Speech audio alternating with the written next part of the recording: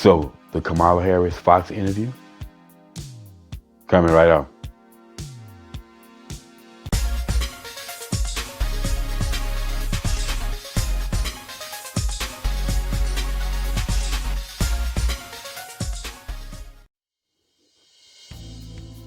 What's up, y'all? Welcome back to Common Sense Logical Reason. And as always, I want to say thank y'all for joining me today. So, everybody by now has saw or is familiar with the interview that Kamala Harris did on Fox with Brett Baier. I believe that's his name. Now, I was actually surprised that her people let her do this interview because she hasn't done any interviews in hostile territory. She hadn't did any interview where she would ask tough questions. And she was giving a whole bunch of always softball flush questions, What did you think about Beyonce's bomb? Nobody cares about Beyonce's bomb.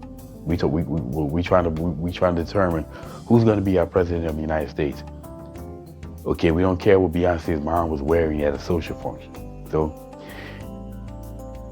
anyway, so I was very interested in watching the interview because I knew that she was going to get challenged here on Fox. And I was interested in watching how she responded, because honestly, I haven't really seen much of her interviews because, like I say, she just doesn't say very much of anything. And she hardly ever answers questions. And she just rambles on.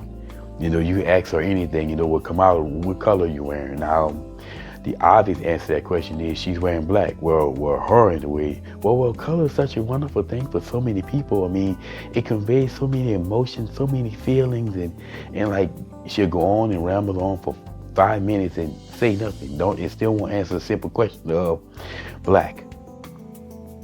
And that's one of the major problems I have with a lot of leftists. They are this way, You can very rarely get direct questions from them. They don't answer, you don't get direct answers from them. But anyway, so let's get to this particular interview. Voters tell pollsters all over the country and here in Pennsylvania that immigration is one of the key issues that they're looking at this election, and specifically the influx of illegal immigrants from more than 150 countries. How many illegal immigrants would you estimate your administration has released into the country over the last 3.5 years? Well, I'm glad you raised the issue of immigration because I agree with you. It is a topic of discussion that people want to rightly have. And you know what I'm going to talk about. Yeah, but right do you, now, just a number, do you think it's 1 million, 3 million? Brett, let's just get to the point. Okay, the point is that we have a broken immigration system that needs to be repaired. So your Homeland Security Secretary said that 85% of apprehensions. I'm not finished. We have it's a an rough immigration estimate of 6 million people have been released into the country. And let me just finish. I'll get to the question. I promise you. I was beginning to answer. And again, he asks her a simple question, simple direct questions.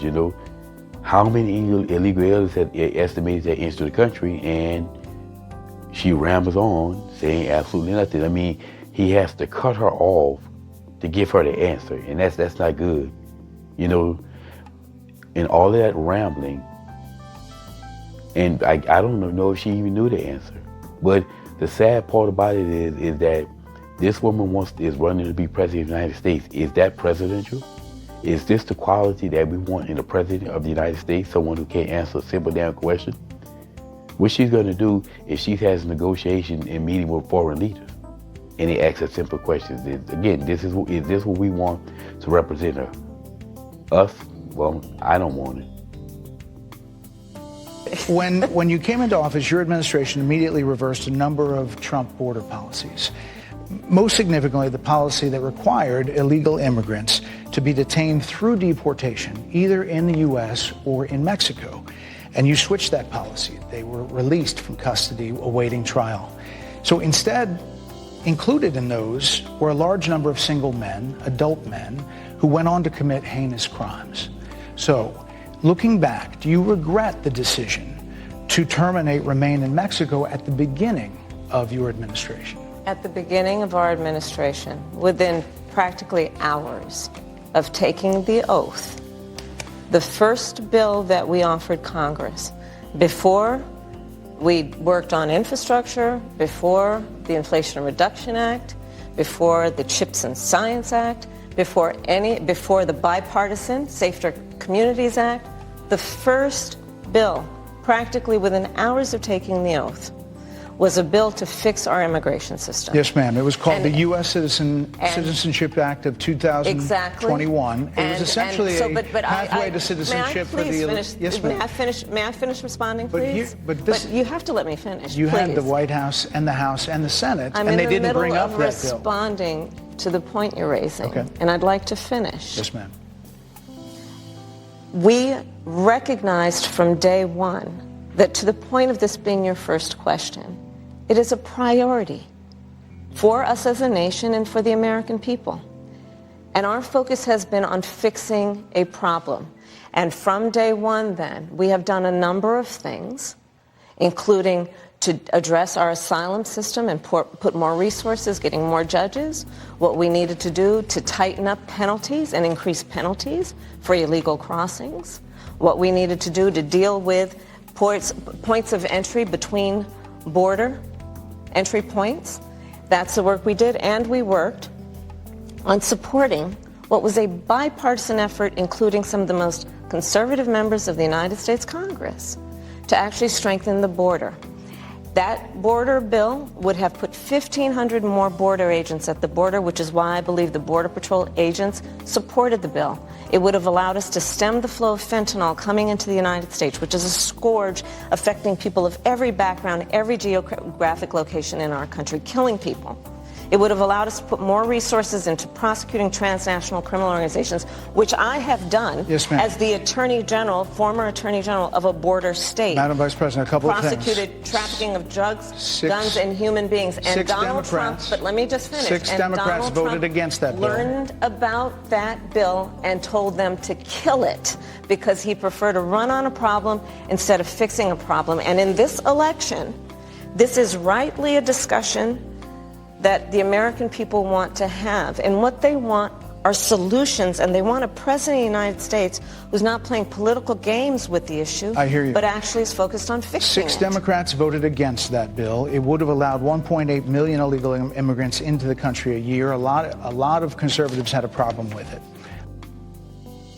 Now, this is the second question that she was asked in his interview, and surprise, surprise, she didn't answer it. Again, simple question. Do you regret switching from remaining in custody to released?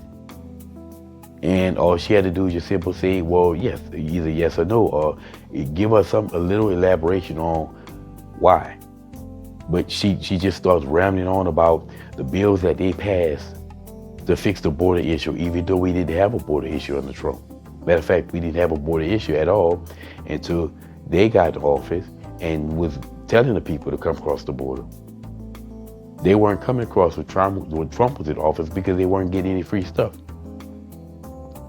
So again, he had to cut her off in the middle of rambling, and then she always wanted to say, well, let me talk. Well, we are letting you talk, but you have to say something. She's getting ready to answer the question. Well, it doesn't seem like you ever get into any answers. So it's bad when you have a president that you have to keep cutting off because they're just rambling. Once again, how in the world is this presidential? But more importantly, back to the original premise, Jocelyn Nungari, Rachel Morin, Laken Riley, they are young women who were brutally assaulted and killed by some of the men who were released at the beginning of the administration, well before a negotiated bipartisan bill. Former President Clinton actually referred to Laken Riley Sunday campaigning for you in Georgia, saying if those men had been properly vetted, Laken Riley probably would not have been killed. So if it wouldn't have happened, this is well before any negotiation. This is well before Donald Trump got involved in the politics. This is a specific policy decision by your administration to release these men into the country. So what I'm saying to you, do you owe those families an apology? Let me just say, first of all, those are tragic cases. There's no question about that. There's no question about that.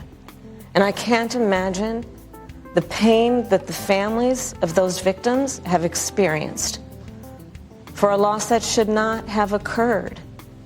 So that is true. It is also true that if a border security had actually been passed 9 months ago, it would be 9 months that we would have had more border agents at the border, more support for the folks who are working around the clock trying to hold it all together. Madam Vice President. To ensure that no future harm would occur. And this election in 20 days will determine whether we have a president of the United States who actually cares more about fixing a problem, even if it is not to their political advantage in an election, because there was a solution, Brett. Madam Vice President, it was a policy decision. Well, apparently she doesn't think that she owes those families apologies for the lives of their daughters. Well, I think she does, because again, under this administration, current administration, they allowed the border problem to be an issue. We didn't have a border situation under Trump. They weren't coming here because they, like I said, they knew they weren't getting anything. And they told the people to come here because they're going to start getting all this stuff. So yes, it is on them. Now, basically, this is her way of saying no. She doesn't think she owes them an apology without actually saying no, because that's exactly what she's saying here. Now, this is where where she actually in the interview is starting to this attempt to blame Donald Trump for everything. Like I say, and again, he had to cut her off again in the middle of the rambling. My God. There's 3 questions that she was given, and she hasn't answered either one of them. And like I said, so this is how this woman responds when she gets tough questions. What she's going to do she's meeting with world leaders. I don't understand them. And as thus far, I'm watching this, and I'm not seeing anything at all that's a person who's intelligent. To me, she's stupid. This woman is dumb, and she doesn't answer questions, and I don't see anything about this woman that's presidential. So she seemingly a far worse candidate than Biden was. I will let one of the mothers talk about it. Take a listen. Because of the Biden-Harris administration open border policies catch and release, they were enrolled in the Alternatives to Detention program. This meant that they were released into the United States. It was not even a full 3 weeks later that they would take my daughter, Jocelyn Nungare's life. I believe the Biden-Harris administration open border policies are responsible for the death of my daughter. That's the early days. So do you owe them an apology is what I'm saying. I will tell you that I am so sorry for her loss. I am so sorry for her loss. Sincerely. But let's talk about what is happening right now with an individual who does not want to participate in solutions. Let's talk about that as well. But do you want to answer? In all fairness, I told you I feel awful for what she and her family have experienced. Now, I'm pretty sure she felt awful or feels awful here, but that wasn't the question. The question was, do you owe those families an apology? And again, clearly, no answer. So I would see that the obvious answer is no here. But like I said, here this is where she's really started going on this tirade of, I'm not going to tell you what my policy is. I'm not going to take responsibility for what we did in this administration. Even though I'm just the vice president, I'm just going to blame Trump, even though we had no border problem under Trump. So why you keep trying to blame Donald Trump or border issue on Trump, but we had no issue when Trump was in office? Again, completely unpresidential. I'm not saying anything about this woman that says she's capable of being the president of the United States. During that time, you said repeatedly that the border was secure. When in your mind did it start becoming a crisis? I think we've had a broken immigration system transcending, by the way, Donald Trump's administration even before. Let's all be honest about that. I have no pride in saying that this is a perfect immigration system. I've been clear, I think we all are, that it needs to be fixed. We need more. I was just down at the border talking with border agents, and they will tell you, and I'm sure I know you investigate and you are a serious journalist. They will tell you, we need more judges. We need to process those cases faster. We need the support for those cases that should be prosecuted. They need more resources, and Congress ultimately is the only place that's going to get fixed, Brett. Well, that's how this system works. That's the premise of this question. But there were that's how the 90 system plus works. executive orders that were rescinded in the first days. Many of those were Trump border policies. I'm not going to stay here because there's other things to talk about, but you frequently Okay, see, she just rams on even more, trying to blame Donald Trump for the border crisis, even though we didn't have a crisis under Donald Trump. Once again, refusing to take responsibility for what this administration did. And the host told her, well, they immediately rescinded like 90 plus executive orders that Donald Trump put in place. And many of those had to do with the border policies. And like I say, since we had no issue with the policy under Donald Trump, you cannot sit here and look at constantly keep blaming Donald Trump for everything and not telling us what you're going to do. And she claimed that, well, we need funding and we need more judges. Well, not really. We don't need more judges if you stop the people from coming across the border. And they won't come across if they don't get, if you're not giving them free stuff and you're not telling them to come, which that administration did. Or Biden's administration did. Since day one, you can come and we're going to accept you and get all the free stuff. And you brought the problems here to the border, not Trump. Anyway, y'all, I stopped watching here because, like I said, the main reason why I watched the interview, because like I said, I didn't see much of this woman, because when I listened to her, I just have an issue. I have a very low threshold for BS, and all of her talks, all of her videos just full of BS and word salad, saying absolutely nothing. So I really watched this video to see if she could convince me that she's a qualified candidate, that she got to where she is now because she put in the work and not because of the rumor she slept her way to the top. And after watching this, I believe she screwed everything in sight, because she most certainly didn't get where she is based on her merit.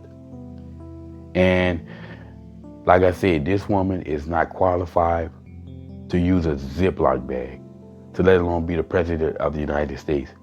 So I don't know how all these people can sit up here those people were saying with a bold-faced lie that she nailed it. She nailed herself.